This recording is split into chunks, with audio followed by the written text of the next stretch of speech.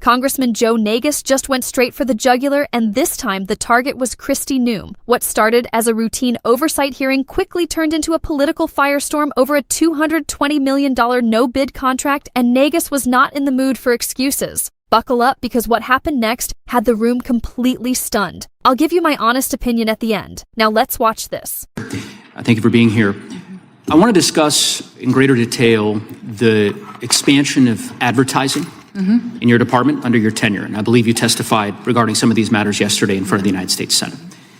In particular, I want to discuss the department's $220 million ad campaign. This is the ad campaign that featured you at Mount Rushmore. You're familiar with this ad campaign, correct? I am familiar with it. It was an ad campaign that was... I'm going to ask you some questions about it, Madam Secretary. So, as I understand it, this is a $220 million ad campaign.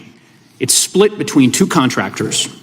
One of those contractors got $143 million. That contractor is called Safe America Media, correct? Correct. Okay. That company is affiliated with a former political director of the National Republican Congressional Committee. Now, yesterday you testified, I think I'm quoting you right, you said, quote, or in reference to this contract, that, quote, it went out to a competitive bid. Stand by that statement? It was a no-bid contract where two vendors were... It was a no-bid chosen. contract. If it would have been a no-bid contract, if I'm using that correctly, it goes out to two different vendors. Correct. So it was not a competitive... Let me try to explain what the discrepancy, because a competitive bid is very different than a no competitive bid. And I'll just explain why. We know that your testimony yesterday, when you said, again, I'll quote, it went out to a competitive bid, is untrue. The reason we know it's untrue is because under federal law, your agency is required, whenever the agency decides to skip competitive bidding, to file a notice with the public explaining why. And in this case, your agency filed a notice. You're aware of that, right? Justification and approval for other than full and open competition. Your agency made a decision not to proceed with competitive bidding, and one of the contractors that got the award was this Safe America Media company that received $143 million. Many vendors got the chance to look at that contract and to participate in it. So that is why the two of them were chosen. That's inaccurate, Madam Secretary. I'll read from the notice from your agency. Given the immediate action to significantly reduce illegal immigration and border crossings, DHS identified four companies.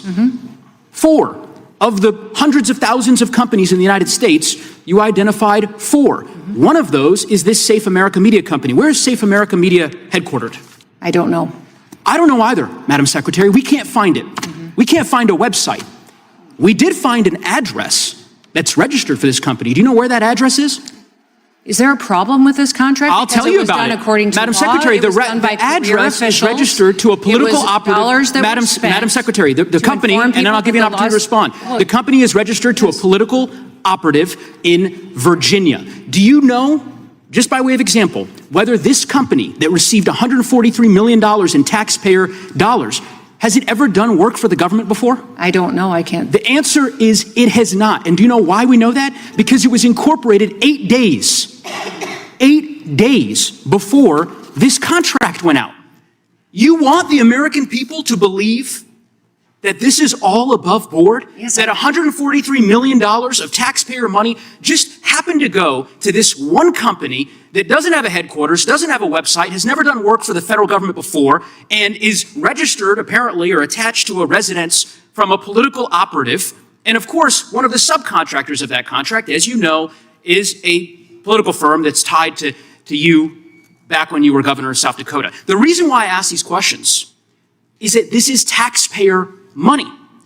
And I presume, I don't know this for a fact, but Senator Tillis noted yesterday the way in which your agency is blocking the Inspector General from 11 different investigations that it is trying to conduct. I don't know if this happens to be one of them. I certainly hope it is, because eventually the facts will become public in this regard. And there are serious laws implicated, conflict of interest laws, federal procurement laws, that I believe, all followed, all done correctly, all done all done legally. correctly. 14 billion impressions from that marketing campaign.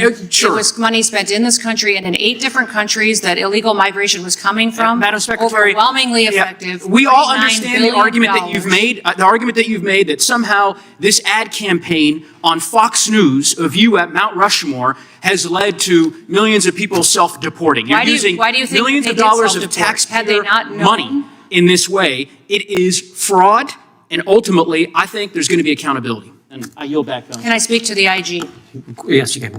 The IG has been told repeatedly, in writing, verbally, on the phone, that he can have access to anything at the Department of Homeland Security. He can. He doesn't need my permission to come and brief members of Congress on the Hill. He just needs to provide a scoping memo, which is what every single IG gets from every single department and agency. All intelligence agencies require a scoping memo. He just hasn't done that. He wants unfettered access to every single thing in the department, and that's not the process, and that's not any other IG has demanded that.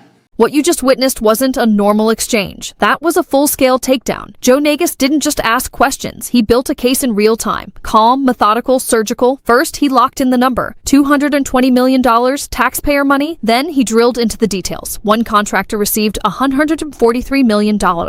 A company most Americans had never heard of. No headquarters anyone could find, no website, no government track record. Incorporated just 8 days before receiving the contract. And when Kristi Noem initially described it as competitive bidding, Neguse brought the receipts. Federal law requires public justification when competitive bidding is skipped. And guess what? Her own department filed that notice, meaning it was not competitive. That's when the tension shifted. Neguse didn't raise his voice. He didn't need to. He simply read from the official notice. 4 companies were handpicked out of hundreds of thousands nationwide.